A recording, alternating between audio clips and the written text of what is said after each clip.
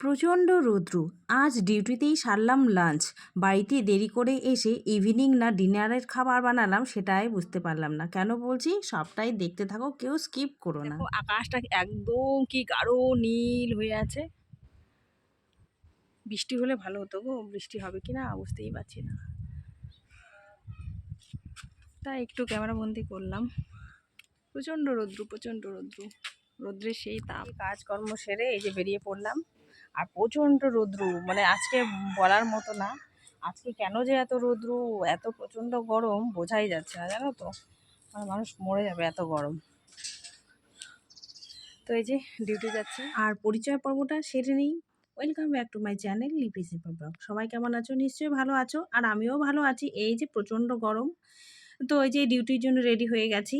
তো এটা তো প্রতিদিনের আমার নিত্যদিনের কাজ, বাড়ির কাজ কর্ম সেরে বেরোতে হয়। তো এই দাঁড়িয়ে আছি, স্কুটিটা বের করবে, তারপর যাব, পৌঁছে দেবে। প্রতিদিনই পৌঁছে দেয়।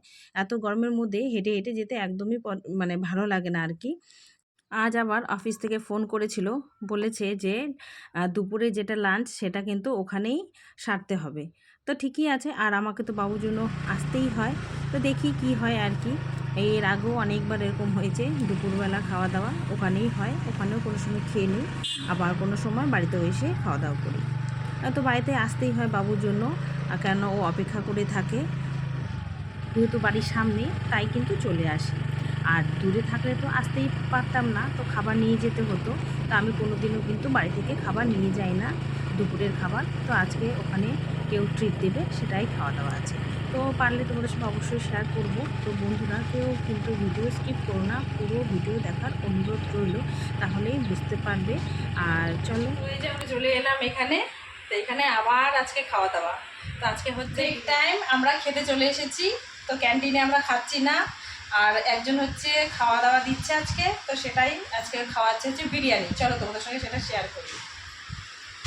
এই যে আমাদের দুজনের প্যাকেট নিয়ে আসলাম, এখন বসে বসে খাবো। কৃষ্টি খোল তো, একটু শেয়ার করি।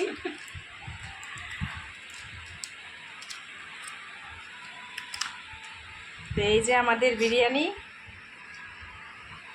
চিকেন বিরিয়ানি। এই যে খাবারটা আমরা নিয়ে নিয়েছি, এখন বসে বসে খাবো।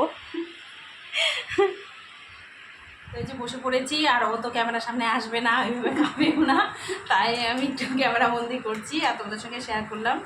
তো বাড়ি কিন্তু যাব, বাবু আছে বাড়িতে, ওর জন্য আমাকে যেতেই হবে। তো এখন খেয়ে নিচ্ছি, বাড়িতে গিয়ে তো আর খাবো না। তো চলো খেয়ে নিই।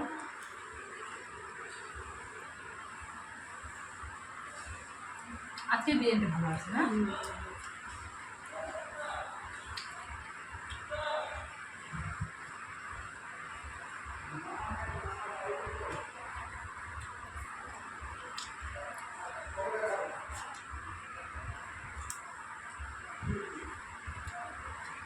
আজকে তো ভালো লাগতেছে খাইতে।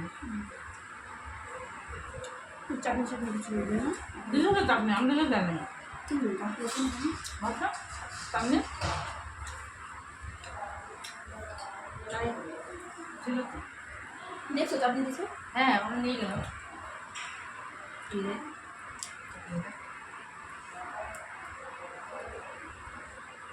চিকেন আমার কাছে লেগ পিস পড়েছে, আমি বের করলাম ভিতর থেকে। খাওয়া দাওয়া কমপ্লিট, হাত ধুতে দিতে তোমাদের সঙ্গে একটু গল্প করি। আর বাড়ি থেকেও ফোন করছে, আসবে কি আসবে না। তা আমি বলেছি তুমি চলে এসো, আমি যাচ্ছি। আর আমি এদিকে বাড়িতে গিয়ে খাবো ভেবেছিলাম, কিন্তু এই যে কৃষ্টি জোর করছে। এর আগের দিনও এখানে খাইনি, নিয়ে গেছিলাম বাড়িতে। তো কৃষ্টি বারবার করে বলছে চলো লিপিদি এখানেই খাই, এখানেই খাই। তো আর বারণ করতে পারলাম না, ও বারবার করে বলছে, তাই ওর সাথেই খেয়ে নিলাম। ও একা একা হয়ে যাবে, তাই ও তো বাড়িতে যায় না খেতে, একটু দূরে বাড়ি। আর ওর সাথেই বসে বসে খেয়ে নিলাম, আর বাবু পছন্দও করে না। আমি কিন্তু এখানেই খাওয়া দাওয়া করেছি, কিন্তু তবুও আমি বাড়ি যাচ্ছি। কেন বলো তো? ছেলেটার জন্য, ছেলেটার জন্য বাড়ি যাচ্ছি। তো ওর আবার টিউশনও আছে, ওকে গিয়ে আবার খাবার দিয়ে দিতে হবে, তাই যাচ্ছি বাড়িতে। আর বাড়িতে না গেলে না হয়নি, হঠাৎই এমন আছে যে যাই না। সেই গরম, সেই টেকাই যাচ্ছে না, এত গরম বাবা। এই যে দৌড়ে দৌড়ে বাড়িতেই এসেছিলাম, এই যে দৌড়ে দৌড়ে আবার ডিউটি যাচ্ছি। আর বাবুকে এসে খাইয়ে দাইয়ে একবার টিউশনে পাঠিয়ে দিলাম। আর এত প্রচণ্ড সকাল থেকে গরম ছিল কি আর বলবো। আর এখন মনে হচ্ছে একটু বৃষ্টি নামবে, টিপটিপ বৃষ্টি হচ্ছে। তো যাই হোক, বৃষ্টি হলেই ভালো, এই গরম থেকে স্বস্তি পেতে বৃষ্টিটা খুবই খুবই দরকার। অসহ্য গরম, আজকে গরমটা সহ্যই হচ্ছে না। কি আর বলবো, এই যে দৌড়ে দৌড়ে আবার ছুটছি। আর জানো এতটা মানে কি বলবো তোমাদেরকে, তো বললাম এতটা ব্যস্ত আর বলো না। আজকে আমি আর ভিডিওই ছাড়তে পারলাম না, দুঃখের বিষয়, দেখেছো তো। ভিডিওর কোনো কাজই করতে পারিনি। তাহলে ভাবো আমাকে কিভাবে কাজগুলো করতে হয়। তো চলো, চেষ্টা করে প্রত্যেকদিন ছাড়া কিন্তু হয়ে ওঠে না গো, মাঝে মধ্যে গ্যাপ হয়ে যায়। তো চললাম, আর অত খুশি করেছি না, দেরি হয়ে গেছে। দেরি না মানে ওখানে খুব কাজের চাপ, তাই খুব আগে ভাগেই চলে যাচ্ছি, কারণ আমারই সুবিধে হবে। তো চলো, পরে দেখা হচ্ছে তোমাদের সঙ্গে। বৃষ্টিও আসছে। সন্ধেবেলা ছিল পুজোর নেমন্তন্ন, তাই এখানে একটু এসেছিলাম, এসে প্রসাদ বাড়িতে নিয়ে গেছি জানো। বন্ধুরা, এই মাত্র আমি ঘরে ঢুকলাম, কাটা কাটা ঘড়িতে বাজে 8টা। দেখতে পাচ্ছ, এখন করবো রান্না বান্না। ঢুকে এই ঘরে ঘড়িটার দিকে তাকালাম। আমার মতো কে কে আছো বন্ধুরা পাগল? এই দেখো আমার কীর্তিকাণ্ড। এখন কিন্তু রাত্রে আমি কি ডিনার বানাচ্ছি বলো তো? টিফিন বলবো না ডিনার বলবো কিছুই বুঝতে পারছি না। এই যে 2 প্যাকেট ম্যাগি সিদ্ধ করে রেখেছি, একটু আলু দিব, পেঁয়াজ টমেটো লঙ্কা আর এখানে ডিমের ভুজিয়া, এটা দিয়ে এখন ম্যাগিটা বানিয়ে নিব। তো চলো করে নিই। আর রাত্রে আমরা খাবো আজকে ম্যাগি। ম্যাগি খেয়েই ঘুমিয়ে পড়বো। ভাত আর খেতে ইচ্ছা করছে না জানো তো, এত গরম। আর টমেটো লঙ্কাগুলো দিয়ে দিয়েছি। তো পেঁয়াজ বেশি নেই, তো অল্পই ছিল, তো অল্পই দিয়ে দিলাম। আর সন্ধেবেলা ছিল শিব পুজোর নেমন্তন্ন। ওখানে গিয়েও শান্তি মতো এক ফোঁটা বসতে পারলাম না, শুধুমাত্র ঠাকুরের দর্শন করলাম। আর যার বাড়িতে গেছিলাম ওই দিদিকে বললাম শুধু আমাকে একটু হাতে প্রসাদ দাও, সেটাই আমি বাড়িতে নিয়ে যাব আর বাড়ির সবাই মিলে খাবো। কেননা অনেকটাই দেরি হয়ে গেছে, কাজের চাপ প্রচুর ছিল, আস্তে আস্তে মোটামুটি আমার অনেকটা দেরি হয়ে গেছে। তার মধ্যে আবার রাতে রান্না বান্না করতে হয়, তার জন্য ছুটে চলে এলাম জানো তো। এদিকে আলুটা ভাজা হয়ে গেছে, আর এর মধ্যে এই যে দেখো ম্যাগি মশলাগুলো 2 প্যাকেট দিয়ে দিচ্ছি। এই যে বাবু আবার এখন চাচ্ছে।